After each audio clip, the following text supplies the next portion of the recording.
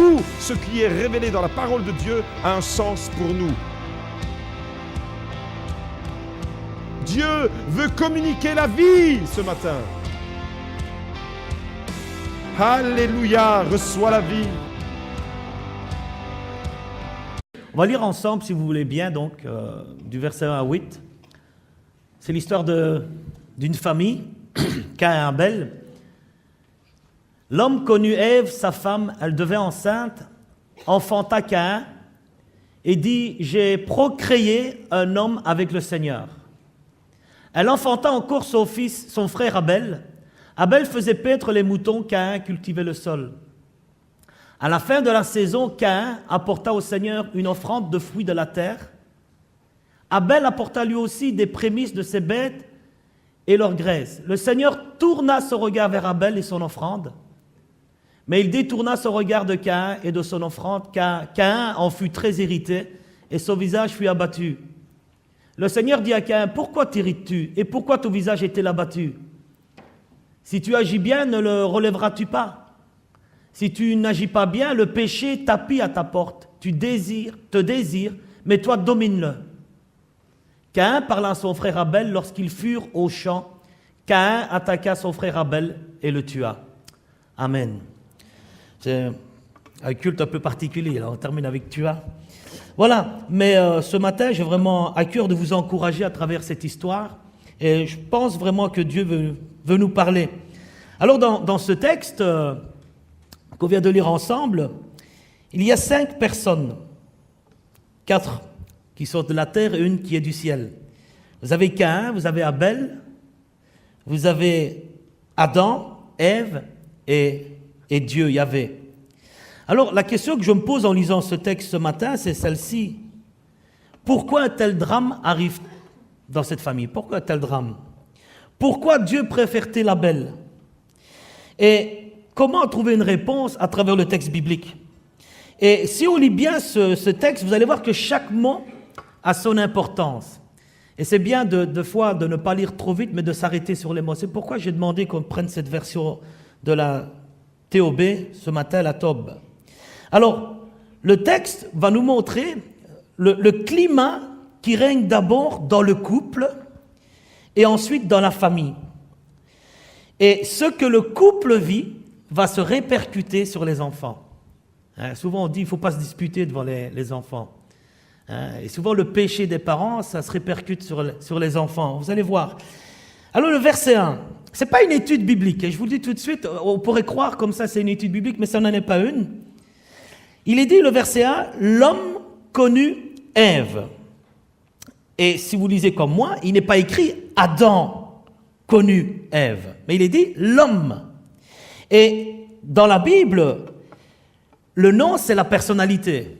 Vous avez déjà vu ça avec votre pasteur. Et dans la Bible, le nom, c'est la personne, c'est sa personnalité. Et ne pas nommer la personne, ne pas nommer le nom, c'est comme si on effaçait de l'histoire. Vous savez, quand vous n'aimez pas quelqu'un, des fois même le nom, il vous dérange. S'il y a quelqu'un, par exemple, Tony, vous dites, lui. Vous n'allez pas dire Tony. Il dit lui. Tu sais, lui, il était là l'autre jour. Mais qui, lui? Mais lui, tu sais de qui je parle.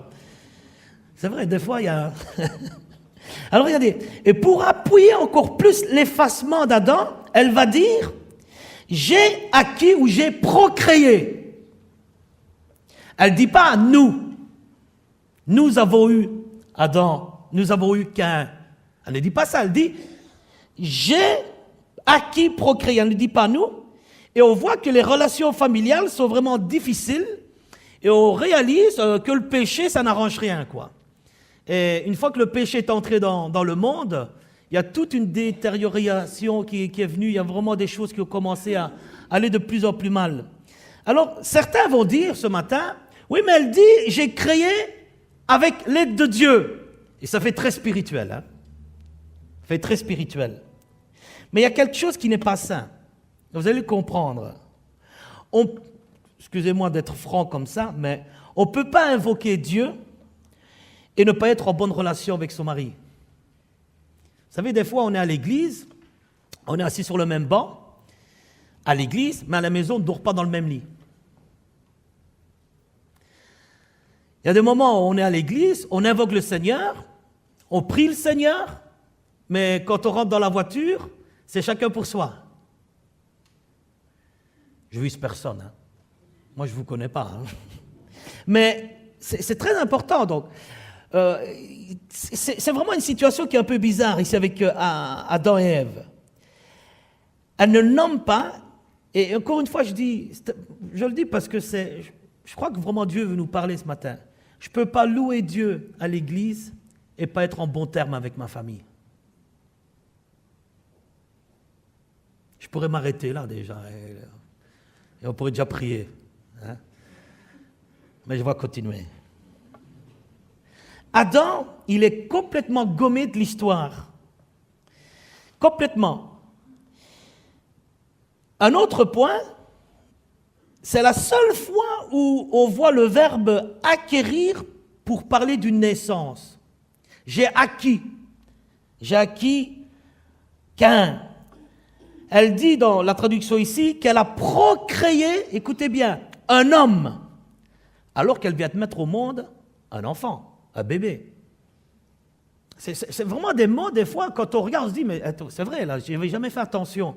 Elle dit, j'ai mis au monde un homme, j'ai créé un homme, j'ai procréé un homme, alors qu'elle vient de mettre au monde un enfant, un bébé. C'est vraiment bizarre comme situation. Et vous allez comprendre là où je veux en venir ce matin.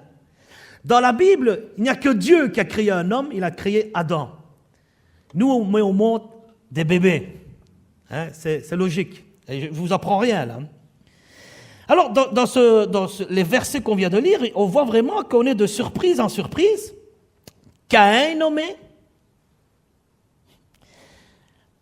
Ève est nommée, la maman. Adam, lui, n'est pas nommé. Et comme on est encore dans les problèmes des relations familiales, combien de mamans qui vivent des problèmes avec leur mari se tournent vers leur nouvel homme, le bébé? Vous avez déjà remarqué quand il y a des problèmes dans le couple, eh bien la maman elle va se tourner vers le nouvel homme de la famille, l'enfant. Et des fois on fait porter beaucoup de responsabilités sur nos enfants parce qu'on les considère comme des adultes. Non, c'est des enfants. Donc on voit ici quelque part que Ève porte toute son attention sur son fils Caïn en effaçant Adam. Il ne faut pas oublier ce qui s'est passé. Hein. Nous, on lit l'histoire très très vite, mais il ne faut pas oublier. Hein. Quand Dieu intervient dans le péché, Adam, c'est qui? Non, c'est elle. Vous savez, c'est des accusations qui ont été faites. Hein. Et je pense qu'il y a eu beaucoup de débats qui se sont déroulés quand ils ont été chassés du paradis. Il dit, mais tu n'aurais pas dû, et pourquoi tu as écouté le serpent? Oui, mais toi, tu étais où pendant que moi j'étais avec lui? Hein, et dans la famille, c'est comme ça. Tu étais où pendant que j'avais besoin de toi, chérie? Tu étais où? Et on voit vraiment qu'il y a les relations familiales sont vraiment détériorées. Et je le répète encore parce que pour moi c'est important. Souvent, quand il y a un problème dans le couple, on se tourne, et les mamans se tournent vers leur nouvel homme. Et ici, on voit qu'elle ne nomme pas, elle ne met pas au monde un bébé, elle met un homme, ce qui est vraiment illogique. Alors, je continue encore ce matin. On va revenir à Caïn. Vous savez que le nom Caïn veut dire produit, acquisition, quelque chose de fait, de créé.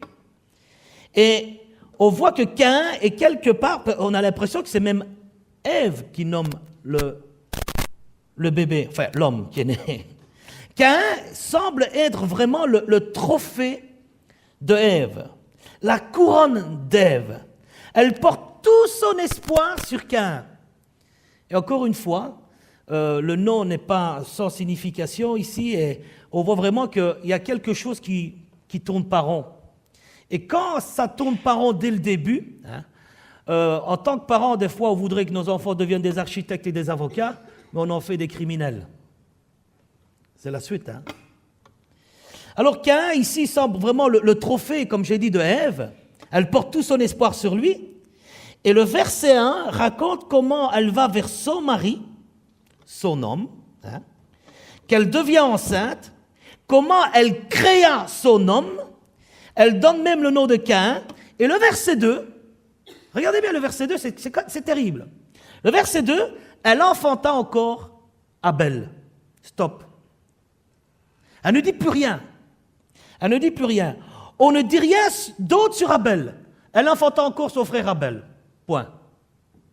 Alors que le verset qui parle de Caïn, elle enfanta Caïn, elle conçut, enfanta Caïn, et elle dit, j'ai acquis un homme de par l'Éternel. Ici, on parle d'Abel, le deuxième qui est là, on n'en parle pas. On voit déjà qu'il y a des préférences. On ne dit rien sur Abel, et il y a vraiment une grande différence entre Caïn, qui semble être son cri de victoire. Waouh! Caïn! Waouh! Avec l'aide de Dieu! Et rappelez-vous, Dieu leur avait dit, vous allez mourir. Et elle, qu'est-ce qu'elle fait? Elle me montre la vie. C'est un peu bizarre comme situation. Abel est à peine présenté. Vous allez voir qu'Abel, ça va nous concerner dans beaucoup de points. Il y a un psychologue qui s'appelle Rousseau. Il n'est pas chrétien, mais j'aime vraiment sa manière de parler. C'est un psychologue qui travaille parmi les enfants. Il dit ceci, et beaucoup vont se reconnaître. Le cadet est toujours un intrus. Il pénètre dans la vie de l'autre, il arrive en plus. Et souvent, dans les familles, quand on attend le premier, oh là là, surtout chez certaines familles, chez les grands-mères, les nonas, le premier, c'est celui qu'on attendait. C'est le cri de victoire. Finalement, je suis grand-père, je suis grand-mère. Et quand le deuxième, il vient, ben bon, ça fait plaisir. Ça fait plaisir. Hein? Et des fois, quand on attend, on désire un enfant, eh bien on est là, on dit, waouh, finalement il est là. Et après le deuxième, il arrive, par accident, hein? Il vient pénétrer dans la vie du premier. Hein? Mais vous savez, c'est des choses qu'on vit tous les jours. Hein? Vous savez, en tant que pasteur, des fois, quand on parle avec certaines familles, certaines personnes, mais il y a vraiment cette notion que mon frère, on sent mon père, il préfère. Et dans la Bible, il y a plein d'histoires comme ça. Jacob qui préfère Joseph. Il y a plein d'histoires comme ça. Alors on voit ici, on va voir, le cadet est toujours un intrus, il pénètre dans la vie de l'autre, il arrive en plus. Lisons ensemble comment elle l'appelle le deuxième, Abel, on l'a vu. Hein? Et le mot Abel, frères et sœurs, ceux qui appellent leur fils Abel, vous allez réfléchir à deux fois, hein? Ça veut dire souffle, vanité ou vapeur. Vous savez, une vapeur, c'est quelque chose que vous mettez de l'eau à bouillir, et après, il n'y a plus rien. Et vous savez que ça veut dire vanité. Et dans l'Ecclésiaste, au chapitre 1, verset 2, quand il est dit vanité des vanités, tout est vanité, c'est Abel, hein? Quand on cite vanité des vanités, on dit, oh, vanité. Mais ici, c'est Abel, Abel, chaque fois. C'est vraiment le nom d'Abel qui est mis là. Et donc ici, elle appelle son fils Abel, souffle, vanité. Et son nom, c'est vraiment quelque chose de triste, vous allez comprendre pourquoi. Caïn, on peut dire qu'il mérite d'exister. Abel, qui n'est qu'un souffle, qui n'est qu'une vapeur, doit chercher à exister. Il doit chercher à exister. Et dans certaines familles, vous avez des fois un qui, lui, tout lui est permis, et le deuxième, il doit chercher, il doit être là, il doit lutter. Caïn, on peut dire qu'il est d'un rang supérieur, acquis avec l'aide de Dieu. Abel, il doit conquérir son existence. Caïn, il semble être l'élu. Abel, il est de trop. Il est en vain. Il est celui qui vit en plus. Il n'est qu'un souffle. Et en plus, les métiers qu'ils vont choisir ne vont pas les aider. Ils sont complètement différents. Il semblerait dans cette histoire que la mère a fait de un vainqueur et de l'autre un vaincu. Frères et sœurs, qu'il n'en soit pas ainsi dans nos familles. Que dans nos familles, qu'il n'y ait pas de certains qui soient des vainqueurs et d'autres des vaincus. Et si cette histoire, elle est là dans la Bible, elle est là pour nous mettre en garde des conséquences qui peuvent arriver. Mais regardez, c'est déjà une bonne nouvelle. Le verset 2, si on peut le remettre, c'est vraiment intéressant. Elle enfanta encore son frère Abel, point. Et regardez ce qu'il a écrit. Abel faisait paître les moutons, Caïn cultivait le sol. Et ici, dans la Bible, c'est très important, ce petit détail qu'on n'a peut-être pas remarqué, c'est Abel qui est nommé le premier, et pas Caïn. Non, c'est Abel qui est nommé le premier. Abel faisait paître les moutons et Caïn cultivait le sol. Abel, c'est le deuxième. Et ici, j'ai une bonne nouvelle. Tu peux être le deuxième choix pour les hommes. Pour Dieu, tu seras toujours le premier choix. Tu peux être le deuxième choix parmi tes amis. Pour Dieu, tu seras toujours le premier choix. Tu seras peut-être le deuxième choix dans ta famille. Mais pour Dieu, tu seras le premier choix. Je vous ai déjà raconté, moi je viens d'une famille de 10 enfants. Mais j'étais le choix de Dieu. Peu importe la situation par laquelle tu passes, où tu sembles être l'exclu, pour Dieu, tu seras toujours le premier choix. Vous voyez, et ici, ce petit détail, je bénis Dieu. On voit que Abel, la vanité, Abel, celui qui n'est qu'une vapeur, celui qui doit faire tout pour exister, qui est celui qu'on veut mettre après, mais pour Dieu, c'est celui qui passe en premier. Et frères et sœurs, Jésus t'aime. Et je ne m'arrêterai jamais de dire cette parole que Jésus t'aime, Jésus t'aime, Jésus t'aime, quelle que soit la situation par laquelle tu passes, les difficultés, les problèmes, là où on te met à côté, pour Dieu, tu n'es pas une personne à côté parce que Dieu veut te mettre au premier choix, au premier rang. Alors Caïn vient apporter, comme on l'a lu, une offrande au Seigneur. Et c'est bien, on ne peut pas critiquer ça. Souvent on dit, ouais, Caïn, il a apporté quelque chose au Seigneur, Dieu n'a pas aimé. Mais frères et sœurs, écoutez. Caïn vient apporter une offrande au Seigneur, la loi n'a pas encore été donnée. Hein. On n'est pas encore dans la loi, on est encore dans des temps d'innocence. Hein. Et on voit ici que Dieu ne demande pas, on n'a pas lu dans le texte que Dieu demandait des offrandes quand même. Mais il vient apporter, il offre le fruit de ses récoltes. C'est vrai que la Bible ne dit pas qu'il apporte les prémices. Et Abel lui va offrir le premier-né de son troupeau. Et permettez-moi cette liberté ce matin. Ce n'est pas une question de refus de l'un par rapport à l'autre, parce que comme je vous l'ai dit, la loi n'a pas été donnée, et si on regarde par après, même dans la loi, on voit que et les fruits de la terre et les moutons étaient quelque chose qu'on offrait dans le temple. Alors pourquoi Dieu se tourne vers Abel? Pourquoi? Alors, ça va peut-être vous surprendre la manière dans laquelle je vais me tourner, mais moi je crois vraiment que Dieu, c'est un Dieu qui regarde à nos vies. Vous savez, vous allez comprendre. Le psaume 51, verset 18-19 dit ceci. Dieu ne prend pas plaisir aux holocaustes, aux offrandes. Dieu ne prend pas plaisir aux offrandes. Dieu ne rejette pas un cœur, ne rejette pas un homme au cœur brisé. Dieu ne rejette pas un homme au cœur brisé. Ce que Dieu regarde, et c'est David quand il a péché, il dit, si tu avais voulu des holocaustes, je t'en aurais offert. Mais là où tu prends plaisir, c'est un cœur brisé, un cœur qui reconnaît son péché. Et frères et sœurs, amis, vous qui peut-être écoutez cette parole pour la première fois, Dieu regarde notre cœur. Et comment est le cœur d'Abel?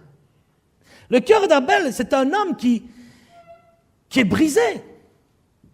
Oui, vous allez me dire, mais ici, il est question d'être brisé devant le péché. Ok, mais vous savez, le péché ou des situations qui sont difficiles, notre cœur, il est brisé. Et pour moi, dans cette histoire, on voit que le cœur d'Abel est brisé. Il a la foi en Dieu, il croit en Dieu. Il est peut-être quelqu'un qui a compris plus que son frère, mais c'est un cœur brisé. Et Dieu se tourne vers Abel, parce qu'Abel est rejeté. Vous allez comprendre.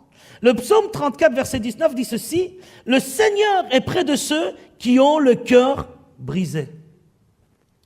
Il sauve ceux dont l'esprit est écrasé. » Et frères et sœurs, ce matin, je suis là pour vous dire à tous ceux qui semblent être écrasés par les situations familiales, tous ceux qui semblent brisés parce qu'on t'a rejeté, Dieu est près de toi. Je dis souvent que si Jésus devait venir dans les églises, il ne viendrait pas saluer le pasteur. Il viendrait dans les rangs chercher celui qui se sent mal, qui pleure, qui a une tristesse, quelqu'un qui se sent rejeté, parce que Jésus, c'est le Dieu des rejetés. Jésus, c'est le Dieu de ceux qui ont le cœur malade. Jésus, c'est le Dieu de ceux qui souffrent, parce qu'il est venu apporter la paix à ceux qui n'ont pas la paix. Jésus est venu apporter une parole de réconfort pour ceux qui sont rejetés. L'effort, Dieu n'en a pas besoin. Ce que Dieu regarde, frères et sœurs, c'est le cœur. Ce que Dieu regarde, c'est ce qui se passe dans notre vie. Et souvent, nous avons des masques, on ne voit pas ce qui se passe, mais Dieu le voit. Dieu le voit. Vous savez, ce qui est vraiment intéressant, c'est de voir que Abel, en étant berger, c'est quelqu'un qui est élevé de la maison. Il est toujours tout seul. Il est toujours tout seul. Il doit se battre pour les moutons, il doit se battre pour garder. Caïn, lui, il cultive la terre. Une fois que tout est cultivé, une fois que tout est mis en terre, il peut rentrer à la maison, parler avec papa et maman, surtout avec maman, à mon avis. Hein?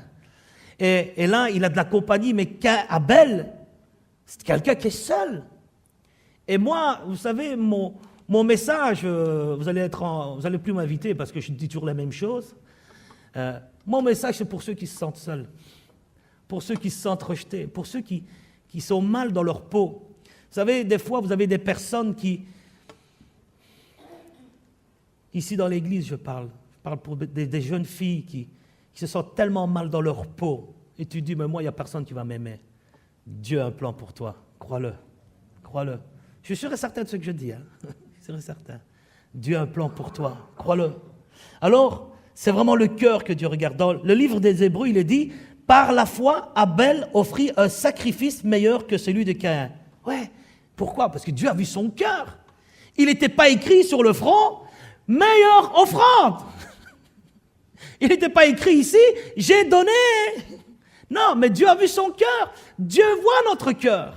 Et vous savez, ce matin, tu es là et tu vas voir que Dieu, il voit ton cœur. Si seulement ce matin, tu peux être réceptif à sa parole, ne pas commencer à penser à quelque chose d'autre, mais vraiment, écoute cette parole. Surtout toi qui sens ce vide dans ton cœur. Ce ne sont pas les mérites. Écoutez, ce ne sont pas les mérites. Ce n'est pas pour avoir fait quelque chose de meilleur. Parce que sinon, la Bible, elle se contredit. Parce qu'il est dit dans Éphésiens 2, ce n'est pas par les œuvres que vous êtes sauvés. Ce n'est pas parce qu'on apporte des meilleures offrandes qu'on est sauvé. On est sauvé par grâce. Par grâce. Mais je vais aller plus loin ce matin. Dieu a une parole pour celui qui est seul. Dieu a une parole pour celui qu'on ne regarde jamais. Pour celui qu'on ne regarde jamais. Dieu a une parole pour celui qu'on néglige ce matin. Vous allez me dire, mais qu'est-ce que ça a à voir avec Abel? Qu'est-ce que ça a à voir avec Abel? Écoutez, en offrant un sacrifice, écoutez, parce que j'espère que vous allez comprendre ce que je vais dire. En offrant un sacrifice, il s'approche de Dieu. Quelque part, ils disent à Dieu, regarde-moi. Regarde-moi. Quand vous venez à l'église, c'est quoi que vous avez envie? Que Dieu vous regarde. C'est ça. Vous avez envie que Dieu vous regarde. Quand on vient offrir quelque chose à Dieu, c'est, en d'autres termes, c'est Seigneur, regarde-moi. Moi, je vais t'apporter ça, mais regarde mon état. Et le Dieu de la Bible, c'est un Dieu qui voit au-delà des offrandes. Il voit au-delà des offrandes. Regarde-moi, Seigneur. Et effectivement, Dieu a regardé. Dieu a vu, et j'ai vraiment une parole pour chacun d'entre nous ce matin. Dieu regarde ce que l'adorateur donne, ok, mais Dieu voit au-delà de l'adoration, au-delà de ce qu'on peut offrir. Dieu a vu la vie en entier d'Abel. Dieu a vu en entier la vie de Caïn. Il a su voir la différence. Il a vu la naissance d'Abel. Il a vu ce qui s'est passé dans la famille à ce moment-là. Il a vu l'enfance d'Abel. Il a vu les préférences qu'il y a eu à ce moment-là. Il a vu l'adolescence d'Abel. Il a vu la vie d'homme d'Abel. Et frères et sœurs, amis, Dieu te voit et te connaît depuis la naissance. Il sait dans quelle famille tu es né. Il sait les traumatismes que tu as vécus déjà enfant. Il sait qu'en tant qu'adolescent, peut-être parce que tu n'étais pas Brad Pitt, on ne t'a pas regardé. Il sait que tout ce que tu as souffert, parce que tu as été rejeté par tes amis, peut-être parce que tu as été rejeté par quelqu'un de ta famille, peut-être parce que tu as été rejeté, tu étais fiancé, on t'a rejeté, on t'a dilapidé, on t'a brisé, on t'a fait mal. On a été avec quelqu'un de meilleur c'est peut-être le pire. Dieu voit ça, frères et sœurs. C'est le Dieu de la Bible. Abel était le rejeté de la famille. Il devient nomade. Il est encore seul. Il n'a pas beaucoup de compagnie. Et frères et sœurs, Dieu regarde toujours. Moi, je le crois. Je le crois parce que je l'ai vécu personnellement. Mais Dieu regarde toujours les petits. Dieu regarde les humbles. Dieu regarde les oubliés. Dieu regarde les démunis. Dieu regarde les rejetés, les exclus. Dieu regarde ceux qui sont seuls. Et je bénis Dieu pour cela. Parce que dans ce monde d'aujourd'hui, il y a quelques semaines, j'ai fait un camp d'adolescents et j'expliquais le nombre de décès qu'il y a parmi les adolescents en Belgique chaque jour. Et pour aller encore plus loin, il y a quelques jours, je crois que c'est dans la Meuse ou la DA, je ne me rappelle plus, je lisais qu'en Wallonie, frères et sœurs, en Wallonie, après les accidents de voiture, le taux le plus élevé de morts, c'est les adolescents qui se suicident. Vous savez pourquoi? Parce que les adolescents, si on n'est pas là pour les prendre en main, si on n'est pas là pour leur dire il y a un Dieu qui t'aime, si on n'est pas là pour leur dire tu es peut-être rejeté par tes amis, mais il y a un Dieu qui t'aime. Et en tant que parent, je lance un cri ce matin. Soyez proches de vos enfants. Ne faites pas de différence. Aimez-les, même si c'est le plus dur, le plus difficile, aimez-les. Ce que les enfants ont besoin, c'est d'amour. Ils n'ont pas besoin de différence. Ils n'ont pas besoin de différence. Et frères et sœurs, Dieu regarde celui qui est rejeté ce matin. Il remarque les Abel qui ne sont que des ignorés. Il regarde les Abel qui ne sont que des ajoutés. Il regarde les Abel qui ne sont que des vapeurs. On ne les voit pas. C'est normal, on ne les cherche pas. Mais ils sont là. Et je prie que Dieu vous envoie une quantité d'Abel dans cette église, que vous allez prendre soin d'eux. Abel est l'ombre de son frère. Il est l'ajouté de sa mère.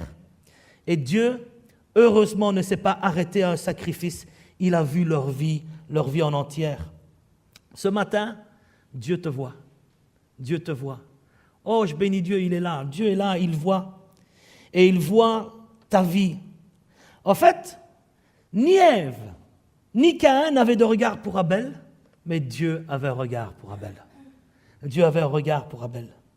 Et vous voyez la suite, on l'a lu tout à l'heure. Vous savez, il y a quelque chose de bizarre dans le texte. Je n'avais jamais fait attention, mais si vous lisez le texte par rapport au fratricide, hein, parce que c'est pas n'importe quel meurtre qui s'est passé, Abel lui aussi apporta des prémices de ses bêtes et leur graisse. Le Seigneur tourna son regard vers Abel et son offrande. On continue. Et regardez ce qu'il est dit. Mais il détourna son regard de Caïn et de son offrande. Caïn en fut très irrité et son visage abattu. La Bible n'explique pas le comment, le pourquoi, tout ça. Mais regardez ce qui se passe après. Le Seigneur dit à Caïn, pourquoi t'irrites-tu et pourquoi ton visage est-il abattu? Pourquoi? Vous pensez que Dieu ne l'avait pas vu? Il était jaloux, hein? Il était jaloux. Ça, c'est le religieux qui va porter quand même. Hein. Regardez ce qu'il est dit. Continue, mon frère. Si tu agis bien, ne le relèveras-tu pas? Si tu n'agis pas bien, le péché tapis à ta porte te désire, mais toi, domine-le. Et regardez ce qui se passe à la suite. Caïn parla à son frère Abel lorsqu'ils furent où? Au champ. Pas au champ au magasin. Hein? Au champ. Et c'est un détail très, très, très significatif. Abel, il est apparemment dans les champs de Caïn. Et il y a déjà une rivalité qui s'est installée. Et je crois que cette rivalité, elle est là parce que déjà les parents ont fait cette rivalité, ont créé cette rivalité. Et on voit que Abel vient sur le champ de son frère. J'ai vraiment l'impression qu'il dit, mais qu'est-ce que tu fous là, toi? Ici, c'est chez moi. Qu'est-ce que tu viens faire ici? Non seulement déjà Dieu, il te préfère, tu viens là et Caïn attaqua son frère et le tua sur son champ. Sur son champ. Frères et sœurs, excusez-moi de dire ça. Le juste est assassiné par le religieux. La religiosité tue une église. La religiosité tue une église. Mais Dieu ne va pas condamner Caïn. Dieu ne va pas condamner Caïn. Ce matin, j'arrive à la conclusion 1 Corinthiens 27, c'est la Bible, c'est pas moi, je ne l'ai pas inventé. Dieu a choisi les choses faibles de ce monde, viles, ceux qu'on méprise. C'est la Bible qui le dit. Dieu a choisi les choses faibles de ce monde. Et Dieu, ce matin, je ne ferai pas un appel parce que je suis sûr et certain qu'il y aurait beaucoup de monde ici devant. Mais Dieu, ce matin, cherche tous les Abel.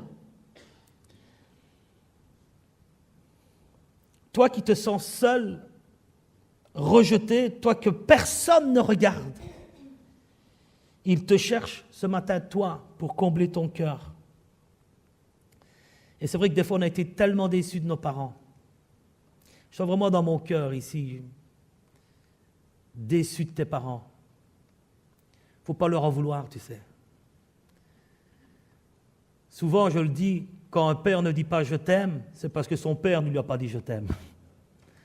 Et ça se répercute de génération en génération. Mais Dieu veut vraiment combler ton cœur. Dieu recherche ceux qui sont le deuxième choix pour en faire des premiers choix ce matin. Dieu cherche. Quand Dieu regarde les hommes, et quand il regarde ce matin, je me retiens, il voit les petits, ceux qui sont toujours petits par rapport aux autres. Il voit les humbles, ceux qui sont humbles, petits. Il voit tous ceux qui sont démunis. Il voit tous ceux qu'on a oubliés. Et des fois, on t'a oublié. Tu te dis, mais moi j'existe. J'existe. Et tu as l'impression, tu te dis, mais ils sont où les autres? Moi j'existe. J'ai l'impression d'avoir été oublié. Dieu recherche les exclus. Les exclus. Et heureusement qu'il y a l'Église. Hein? Parce que si on devait compter sur les gens du monde aujourd'hui, ceux qui n'ont aucun respect, Dieu recherche ceux qui ne sont que des vapeurs. Tu as vraiment l'impression des fois que ta vie c'est une vapeur, qu'il n'y a rien qui va. Tu as vraiment l'impression ce matin que ta vie c'est éphémère. C'est éphémère. Ni Ève ni Adam n'ont eu de tendresse pour Abel, mais Dieu a eu plein de tendresse pour Abel. Plein. Pourquoi? Parce que son cœur avait été un gars qui avait été oublié. Alors ce matin, si tu es un Abel, laisse-toi trouver par Dieu. Laisse-toi trouver par Dieu. Mais si tu es un Caïn ce matin, prêt à faire l'irréparable, la jalousie, peut-être que, vous savez, on peut passer du stade d'Abel à Caïn, parce qu'on est tellement mal qu'on a envie de se venger soi-même des fois. J'aimerais te dire, toi qui peux être un Caïn ce soir, Dieu t'aime. Et il veut vraiment ta vie, il ne veut pas ta mort. Et comme il a été dit, relève ta tête ce matin, domine ta haine, avec l'aide de Dieu, bien sûr. Quand on n'écoute pas, et c'est ce qui se passe avec la religiosité, si tu te contentes d'une vie religieuse, regarde ce qui se passe. Il va être condamné à errer et vagabonder sur la terre. La religion te fait errer. Elle ne te fait pas prendre racine. Moi, je voudrais que tu prennes des racines ce matin. Mais vraiment, je te demande, toi qui te sens un Abel ce matin, approche-toi de lui. Il s'approchera de toi. J'aimerais qu'on puisse prier. Seigneur, ce matin, merci parce que tu es un Dieu bon. Encore plus bon, quand je lis ce texte, que je vois combien tu t'intéresses à ceux qui sont rejetés, tu t'intéresses à ceux qui sont les deuxièmes choix, mais toi, tu en fais des premiers choix. Seigneur, merci parce qu'au-delà de l'offrande que nous t'apportons, tu vois notre cœur ce matin, tu vois notre vie ce matin, et je veux vraiment te prier, Seigneur, de guérir les cœurs des Abel au milieu de nous. Je veux te prier, Seigneur, de guérir les cœurs de ceux qui se sentent exclus, de ceux qui se sentent oubliés, de ceux qui sont frustrés par la vie, mal dans leur peau à cause de cela. Seigneur, je veux te prier pour des relations renouvelées dans les couples ce matin. Je prie, Père, qu'on ne puisse pas te louer à l'église et vivre séparément à la maison. Seigneur, c'est une histoire de famille que tu nous as parlé ce matin.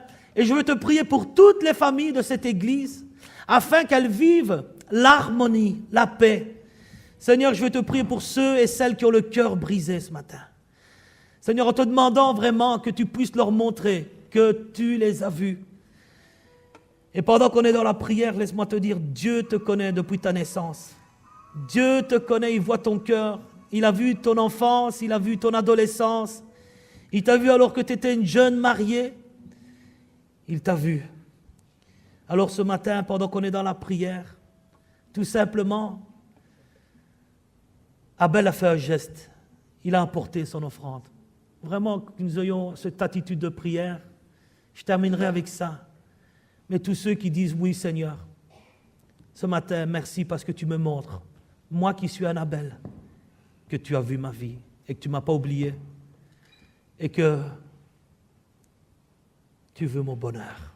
Dieu veut guérir ton cœur ce matin. Alors tous ceux qui se sentent des Abel, eh bien là où vous êtes, tout simplement, on a les yeux fermés par respect, mais lève ta main et dis oui, prie pour moi, je veux. Oui, amen, Dieu te voit. Oui, Dieu te voit. Amen. Oui, amen, amen. Je comprends pourquoi Dieu m'a dit cette semaine de changer mon message. Parce qu'il avait une parole pour toi. Toi qui as levé la main, eh bien, ce matin, je voudrais tout simplement que tu sois encouragé. Crois-le. Si tu as été le deuxième choix pour Dieu aujourd'hui, il te rappelle que tu es le premier choix. Si tu as été un exclu, un oublié, ce matin, Dieu te dit, moi, je ne t'ai pas oublié. Si tu as été une personne qu'on a mis sur le côté parce que tu n'étais pas intéressante pour eux, sache que pour Dieu, tu es intéressant.